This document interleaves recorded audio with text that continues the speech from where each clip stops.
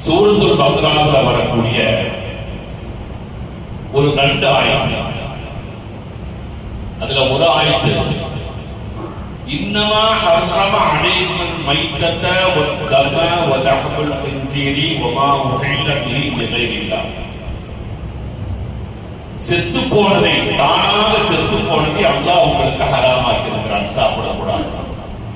தானாக செத்து போன கோழியோ மாடோ இதுவா இருந்தாலும் தானா செத்து போச்சு, அதை நம்ம சாப்பிடலாமான்னு கேட்டா நிச்சயமாக சாப்பிடக்கூடாது.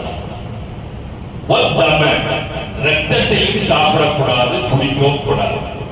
பண்டு காலத்துல ரத்தத்தை குடிச்சுட்டு இருந்தாங்க, அந்த ரத்தத்தை நம்ம குடிக்கவோ சாப்பிடவோ கூடாது. சில பேர் கையில பிளைடா இதா சொன்னா அதுல வரக்கூடிய ரத்தத்தை அப்படியே வாயில வச்சு உறிஞ்சுவாங்க, அது கூடாது. காரணம், இன்னைக்கு மெடிக்கல் ரிப்போர்ட் பிரகாரம் பார்க்கும்போது ஒண்ணுக்கு போக மாட்டேன்னு சொன்னா பிளட் டெஸ்ட், வயிறு வலிக்குதுன்னு சொன்னா பிளட் டெஸ்ட், தலை வலிக்குதுன்னு சொன்னா பிளட் டெஸ்ட், எல்லாத்துக்கும் பிளட் டெஸ்ட். காரணம், அந்த பிளட்ல தான் எல்லா விதமான கிருமிகளும் இருக்கு. அதனால அந்த கிருமி உள்ள அந்த பிளட்டை, அந்த ரத்தத்தை நீங்கள் சாப்பிடவோ குடிக்கவோ கூடாது.